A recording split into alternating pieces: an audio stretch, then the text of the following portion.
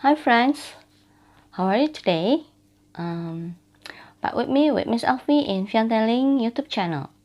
For today's book, we are going to read Osborne Illustrated Stories for the holidays because we are going to have holidays, so I hope you like it.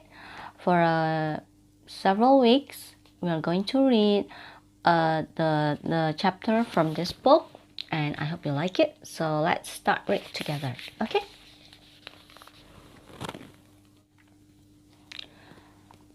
Osborne Illustrated Stories for the holidays. First chapter will be The Town Mouse and the Country Mouse, based on a story by Aesop, retold by Leslie Sims, illustrated by Jacqueline East. The Town Mouse and the Country Mouse.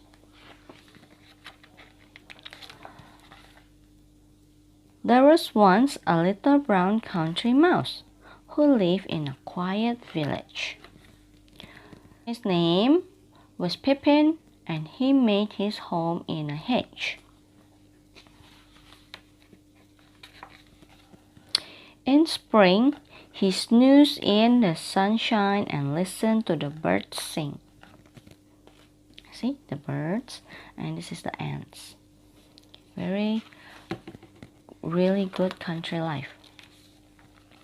In summer, he nibbled on juicy wild strawberries and sweet green leaves.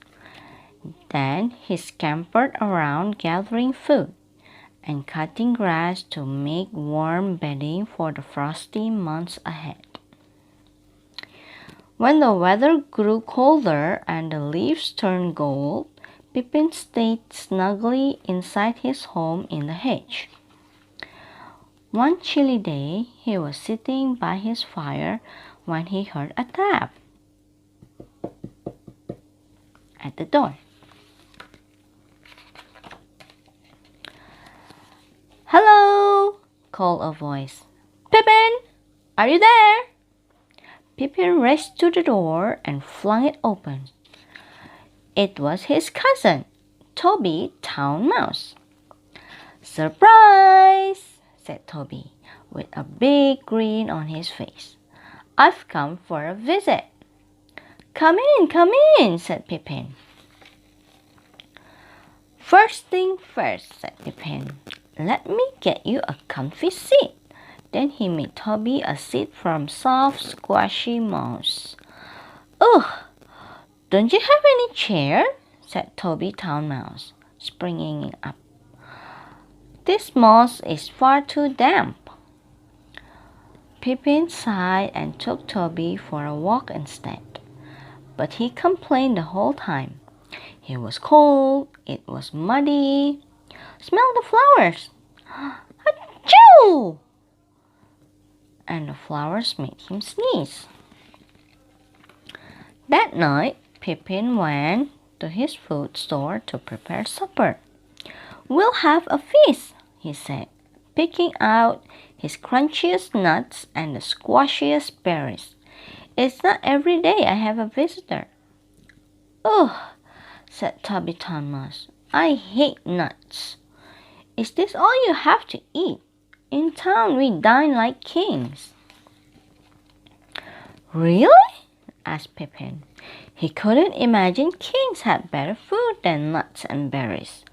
"Why not come and see for yourself?" said Toby. "The country is horrible," he went on. "Believe me, once you've been into town, you'll never want to live in this cold, muddy place again." The next day, Pippin woke at dawn. He rubbed his eyes sleepily. Today he would see the town for himself.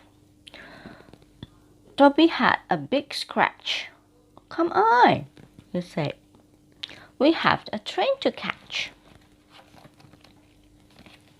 Pippin ate quick breakfast of berries. "No toast," said Toby, and they hurried to the station. Soon they heard the rattle-tattle of pebbles jumping on the railway line. It was followed by the chucking and puffing of gleaming steam engine. See? Choo-choo! "Here's the train!" cried Pippin. "Oh, my cheese and whiskers! It's huge!" The train came to a stop alongside the platform with a screech and a snort. "Quick!" ordered Toby. "Jump in that green bag!" A boy picked up the green backpack and stepped into the train. Pippin and Toby clung on tightly as they were swung aboard. Then train gave a shriek and a snort, and they were off.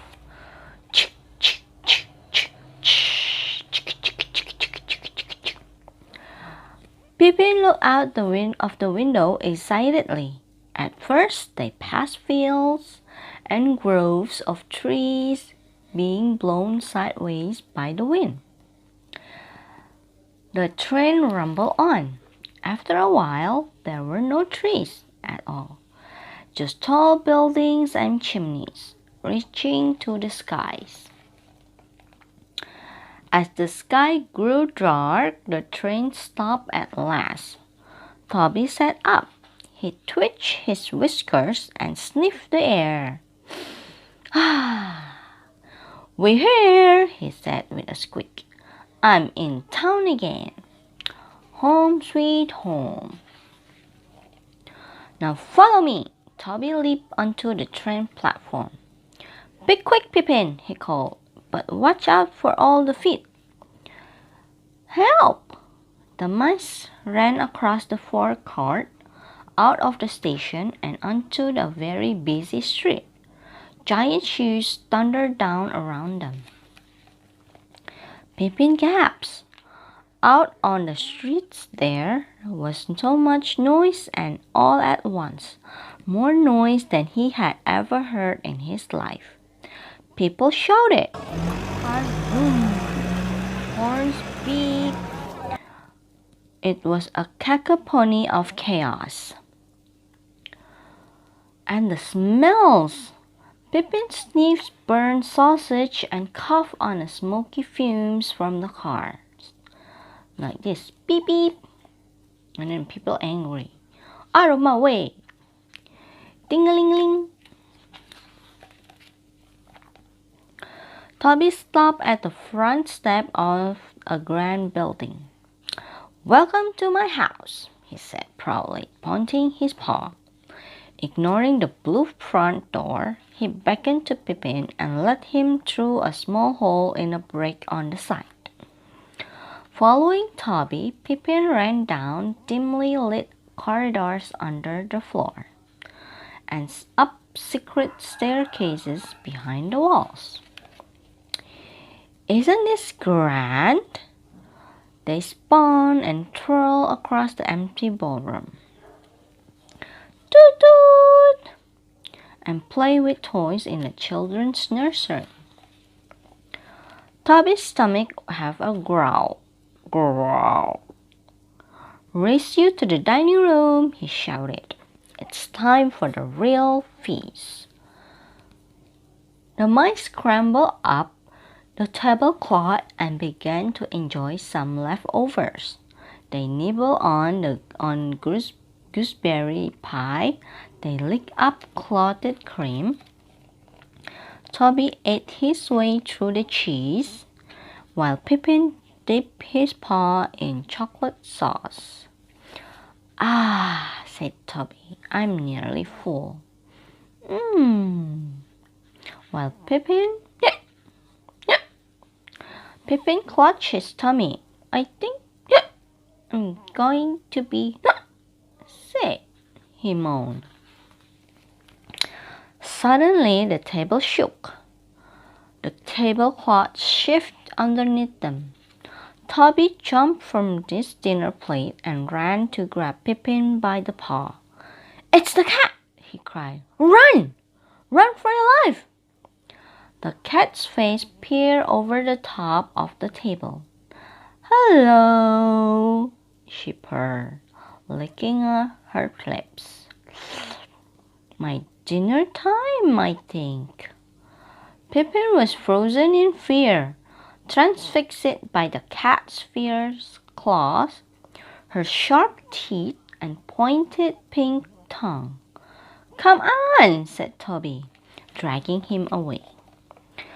They dart this way and that in their panic. The hungry cat pounced. She knocked over the chocolate sauce, sending it crashing to the floor. "Pippin!" Toby squealed. "Into the hole!" Pippin ran. The cat leaped. She swiped at Pippin with her claws outstretched, and Pippin threw himself over the edge of the table. Even though he was so full it hurt to move, Pippin tore to the hole and followed Toby inside. The cat spat in disgust as Pippin's tail disappeared into the hole. "Meow!" She gave one last swipe with her paw, but it was no good. "Dart! Miss!" she hissed. Pippin dropped to the floor. "Oh, cousin," he gasped. "That was horrible. I want to go home." "You can't leave yet," said Toby. "Besides, you'll feel better after a good night's sleep. Just wait until you try my fine feather bed." But the next morning, Pippin was still determined to leave. The town was noisy, smelly, and dangerous. He didn't even want to wait long enough for Toby to get up. So Toby gave him a map to the station. "Goodbye," said Pippin. "Thanks for having me." "I'm going home," Pippin thought as he ran down the street. "Home!" he cried, dancing in and out of the stamping feet. He hid in a bag to board the train and then gazed out of the window, willing the building to become trees. In the starry dark, Pippin finally reached his hedge. The only sound was the quiet hooting of an owl. "Ah, home sweet home!" He sniffed the sweet, cold air and smiled. Then he raced to his home in the hedge. That night he smiled again as he snuggled down in his warm hay bed. "This is the life for me," he said. The end. Thank you, friends. The end. So that's it, guys, for today's book, The Town Mouse and the Country Mouse. Even though the country mouse tried to live in the town, but it turns out the town was not a very homey place for the country mouse. So he went back to the country and he enjoys more in the country. I hope you like the story. Put your thumbs up and please click the like button and the subscribe so you can see my more video or the previous video that I already uploaded. Okay, bye bye.